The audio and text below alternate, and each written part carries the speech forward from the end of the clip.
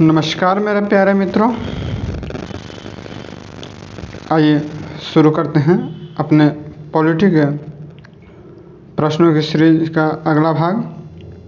मेरे प्यारे दोस्तों, यदि अभी तक आपने चैनल को सब्सक्राइब नहीं किया है तो प्लीज़ लाल बटन दबाकर चैनल को सब्सक्राइब करें और बेल आइकन दबा लें ताकि मेरे जितने भी नए नए वीडियो हैं उसका नोटिफिकेशन आपको सबसे पहले प्राप्त हो। मेरे प्यारे दोस्तों, यदि आप किसी भी प्रतियोगी परीक्षा की तैयारी करते हैं तो आपके लिए वीडियो अति महत्वपूर्ण साबित होगा, जहां से आप संविधान के प्रश्नों को हल करने में आपको आसानी होगी। और मेरे प्यारे मित्रों, यदि आपको वीडियो पसंद आता है तो प्लीज़ अपने दोस्तों को ज़्यादा से ज़्यादा शेयर करें। आइए शुरू करते हैं आज का पहला प्रश्न।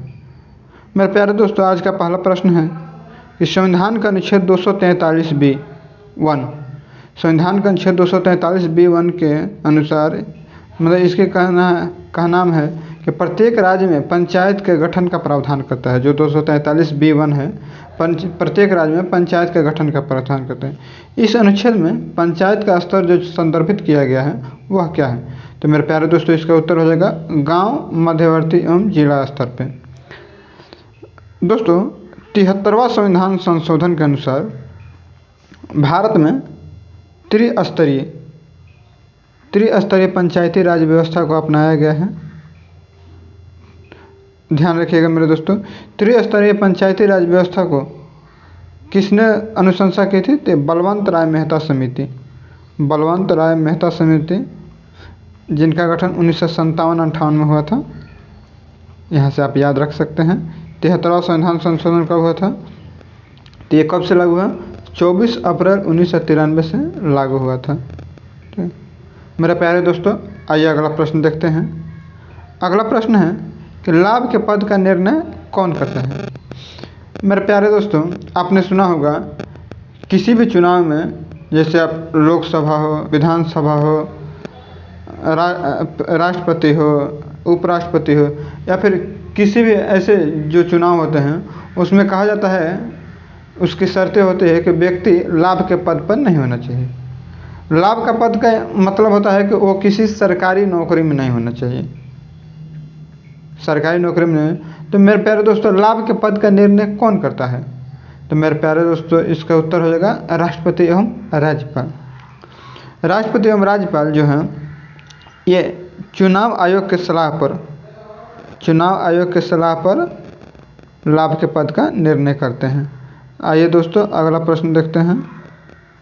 अगला प्रश्न है कि राष्ट्रीय विकास परिषद, जहाँ दोस्तों राष्ट्रीय विकास परिषद का उद्देश्य क्या है?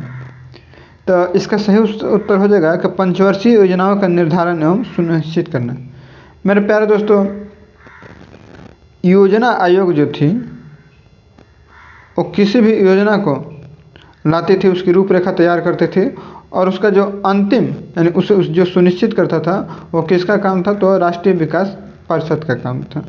ठीक, जैसा कि आप सभी को पता है कि अभी वर्तमान योजना आयोग की स्थापना 15 मार्च 1950 को की गई थी। 15 मार्च 1950 को।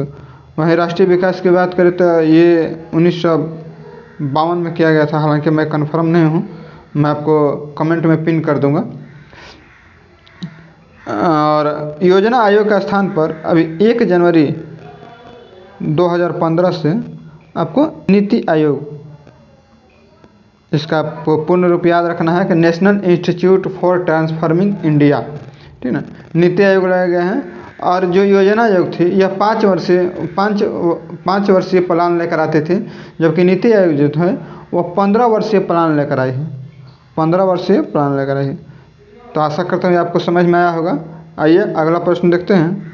अगला प्रश्न है कि किस पंचवर्षीय योजना में भारी उद्योग, ध्यान रखिएगा, भारी उद्योग को प्राथमिकता दी गई थी? मेरे प्यारे दोस्तों, इसका सही उत्तर हो जाएगा दूसरी पंचवर्षीय योजना।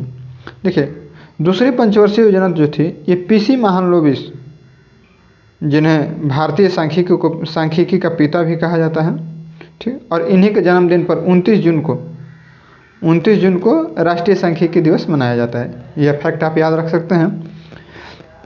देखिए, दूसरा पंचवर्षीय योजना का कार्यकाल जो था ये 1956 से 61 था, और दूसरी पंचवर्षीय योजना में देखिए 3 बड़े महत्वपूर्ण उद्योग भिलाई इस्पात संयंत्र, दुर्गापुर इस्पात संयंत्र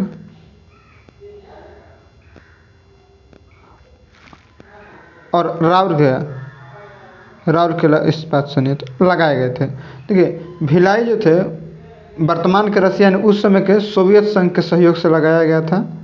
दुर्गापुर जो था ये ब्रिटेन के सहयोग से लगाया गया था, ब्रिटेन।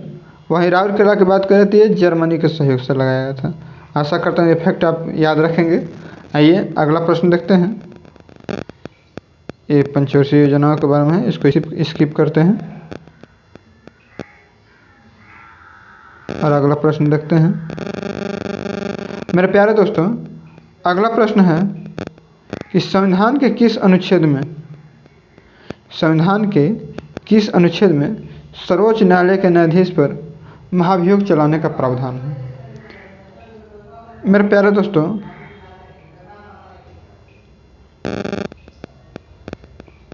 इसका सही उत्तर हो जाएगा अनुच्छेद 124। अनुच्छेद 124 के तहत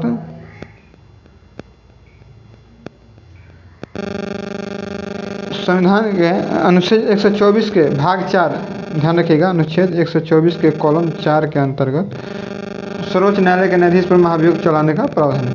वहीं राष्ट्रपति पर महाभियोग की बात करें तो अनुच्छेद 61 के तहत राष्ट्रपति पर महाभियोग की प्रक्रिया होती है। आइए अगला प्रश्न देखते हैं। अगला प्रश्न है कि राज्यपाल का वेतन और भत्ता किस कोष पर भारित होता है। मेरे प्यारे दोस्तों, भारतीय संविधान के अनुसार राज्यपाल का वेतन और भत्ता ये राज्य की संचित निधि पर भारित होता है। यानी राज्यपाल जो है, जिस राज्य के राज्यपाल होंगे उनको वेतन एवं भत्ता उसी राज्य के संचित निधि से दिया गया है। मेरे प्यारे दोस्तों, आपके मन में सवाल आएगा कि राज्यपाल कभी कभी एक ही व्यक्ति 2 राज्यों का राज्यपाल होता है। तो मेरे प्यारे दोस्तों, वो दोनों राज्य आपस में उसको बांट लेते हैं परसेंटेज के हिसाब से कि मतलब दोनों मिलकर उनको देते हैं, या फिर कोई एक राज्य भी दे सकता है अगर दूसरा राज्य सहमत हो तो। आइए अगला प्रश्न देखते हैं। इसमें लिखा गया है, आपके काम का नहीं है। आइए अगला प्रश्न है कि भारतीय संविधान के किस अनुच्छेद में अनुसूचित, यहाँ तो होगा, अनुसूचित जातियों एवं अनुसूचित जनजातियों के लिए आरक्षण का प्रावधान है। मेरे प्यारे दोस्तों, भारतीय संविधान के अनुच्छेद 335 के अनुसार अनुसूचित जातियों एवं अनुसूचित जनजातियों के लिए आरक्षण का प्रावधान है। ठीक है, अनुच्छेद 330 के अनुसार लोकसभा में SC एवं ST को आरक्षण लाभ है। वहीं 331 की बात करें तो हालांकि अब यह निश्चित सा हो गया है, क्योंकि इसमें एंग्लो इंडियन को लोकसभा में प्रतिनिधित्व की बात की गई थी। 332 में आपका SC एवं ST को राज्यों के विधानसभा में आरक्षण दिया गया है, विधानसभा में। और वहीं 333 बात करते तो ये एंग्लो इंडियन राज्यों में था, तो ये भी इसमें भी खत्म हो गया। वहीं अनुच्छेद 338 की बात करें तो अनुच्छेद 338 के तहत SC कमीशन की बात की गई है, यानी अनुसूचित जाति आयोग। और वहीं 338A की बात करें तो अनुसूचित जनजाति आयोग। 338B की बात करें तो 338B में आपका OBC आयोग। आइए अगला प्रश्न देखते हैं। देखिए ये उसको समझाया गया है। अगला प्रश्न है, मैक्यूअर कहता है, मैक्यूअर एक बहुत बड़े दार्शनिक रहे हैं, उन्होंने कहा बंधु बांधवों से समाज बनता है। ध्यान रखिए कोटेशन, बंधु बांधवों से समाज बनता है और अंततः समाज से क्या बनता है। तो मेरे प्यारे दोस्तों, इसका सही उत्तर हो जाएगा अंततः समाज राज्य हो जाएगा। तो मेरे प्यारे दोस्तों, आशा करता हूँ ये वीडियो आपको पसंद आया होगा। यदि पसंद आता है तो प्लीज़ इसे लाइक शेयर एवं कमेंट अवश्य करें और ऐसे ही अपना प्यार बरसाते रहें। बहुत बहुत धन्यवाद।